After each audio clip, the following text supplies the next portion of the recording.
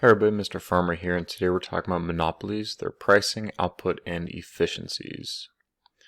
By the end of the video, you should be able to identify what the profit maximizing output is for monopolists and its price. Understand the concept of their supply curve. There are some misconceptions we're going to clarify, and also why are they inefficient economically speaking. First thing, their output. Well, it's actually the same rule as always. Marginal revenue equal to marginal cost. Like we talked about last time, the demand and marginal revenue curve do look different, but the rules are still the same. It's still the profit maximizing output. It's still the last unit where the marginal revenue is greater than or equal to the marginal cost, but graphically we can do equal is for the exact same reason. So once you've figured this out, now I just care about those outputs for the pricing. So what we're going to do is we're going to take this marginal revenue, marginal cost, and the best thing to do is just draw a reference line all the way through every curve you can possibly imagine. So I'll draw a line straight up to the demand curve. Because what monopolists are going to do is they're going to charge the price that consumers are willing to spend. And that willingness is determined by the demand curve. So this will be the price that the market will be paying. It is higher than pure competition, but it's not necessarily the highest potential price they could have sold. They could have sold at whatever price that they want. They decide the price, but again, they're still held to the consumers in the law of demand. So for profit, look at the quantity supplied straight up to the demand curve. That's our price. So we can see that right over here. And then we're going to compare it to, just like before, the average total cost. So once you figure out the quantity, you really don't need to worry about this marginal revenue, marginal cost. It's means to an end. Now we compare our demand curve to the average total cost. And we can see that shaded red area would be the area of profit. We do want to identify the social optimum because we have the graph up here, but we'll be referencing it later. Social optimum is going to be where demand equals marginal cost. Because we don't have a supply curve, we can't use supply equal to demand, so we substitute with marginal cost. So here's a question. How would the profit change in the long run? Answer, it wouldn't. The reason why it changed for perfect competition is because firms could enter and leave the market in the long run. But for monopolies, by definition, no firms can enter. Yes, a monopoly can leave the industry if they would like to do so. That is not out of the question, just usually they're making a profit, hence why they are the ones still existing. So for the supply curve, again, monopolists don't really actually have a supply curve per se, so what can we use? Well, there is no set relationship between price and quantity supplied for monopolist, whereas the pure competition, we actually did have the supply curve there. So what can we use? Let's think about what supply is. The supply is, at this certain price, how much would you be willing to sell? And so we kind of use a combination of things, and we go back to that marginal cost curve. I know that as long as my price is greater than the minimum AVC, I will produce because I'm not going to be shutting down. So with that said, we were going to be using the marginal cost all the way up as our substitute supply curve because that's going to help us dictate would they be willing to produce it. But it's going to bottom out at the minimum AVC because below that price, I would not produce. So that's what we use for our supply curve for this instance. It's not a perfect thing, but it works as a substitute at least. So some misconceptions. Where would the monopoly want to price this? At the highest possible price, just charge a mint for this? No, they're going to charge $11. That's where the marginal revenue equals marginal cost. They intersect right here at point E. Okay, and they're going to, I don't know, 45 units, whatever that is. They're going to sell 45 units at this $11 right here. There are prices above 11, 12, 13, a million, whatever else, but they want the overall largest total revenue, not the largest per unit. They'd rather sell 2 million units at $1 a piece than 1 unit at $1 million. They make more money that way.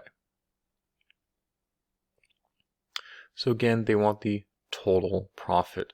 They still adhere to the customer's always right. They still look at the consumers, even though they get to choose the price. They're the price makers, price givers.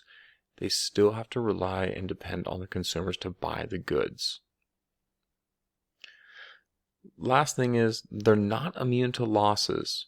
It's very unlikely. We aren't going to see it very often, but they can have losses just like anybody else.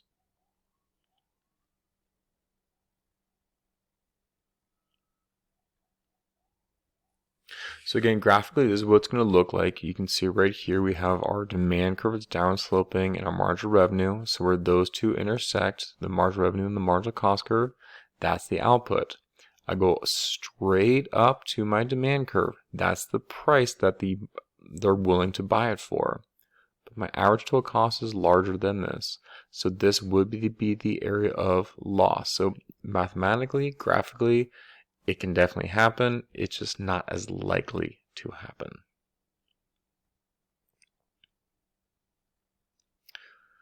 Last topic for today is efficiencies. Now again, for pure competition, we were allocatively efficient because our supply equaled demand, our consumer and producer surpluses combined were maximized. They were productively efficient because they produce at their minimum ATC in the long run.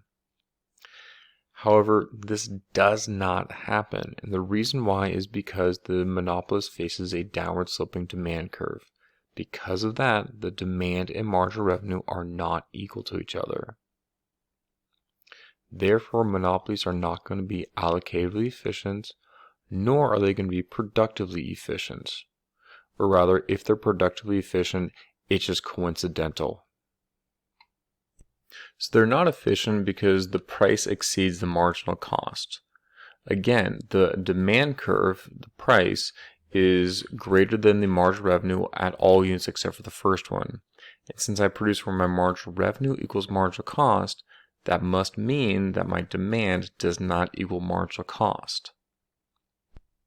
I'm also not going to be producing at the minimum ATC.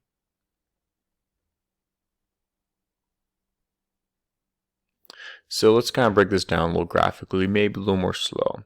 So for efficiencies, allocated efficiency, it is occurring when the demand equals marginal cost. So that happens where if we had a supply and demand graph up here, supply equals demand, and we have our consumer and producer surplus. We saw that in perfect competition.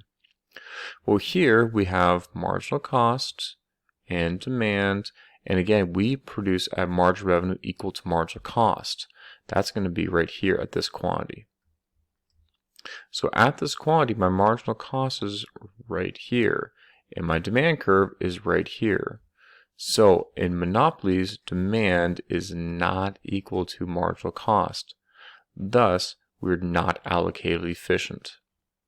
How about productive efficiency? Well, again, productive efficiency occurs at the minimum ATC, so it's just not likely to happen. Maybe randomly it would, but it's never guaranteed, so we don't rely on that. For that reason, we're not productively efficient either. Now, we would have an area of deadweight loss on here, so we can kind of add in some more things.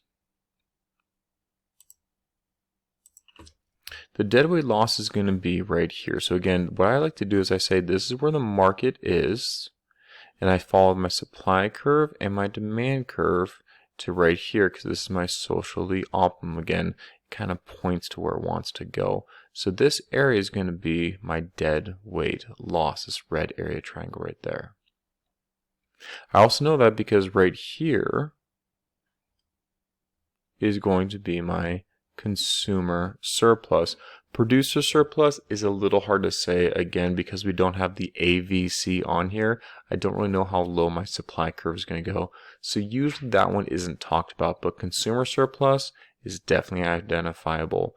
Deadweight loss, definitely identifiable. And the fact that this exists means we are not allocatively efficient. And again, the minimum ATC where we'd be productively efficient is occurring right here. And again, it's just not likely to happen.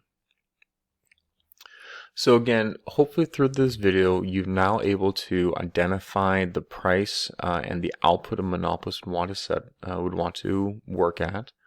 Understand the supply curve. Again, the minimum minimizing loss for shutdown scenarios definitely plays a role here. There are some misconceptions that monopolists just price outrageously high. They would and will price higher than a perfectly competitive industry because their demand curve, they can price above that versus being equal to the marginal revenue equal to demand. Last thing is, can you explain why they're not efficient? They're not allocatively efficient, they're not productively efficient. Until next time, bye.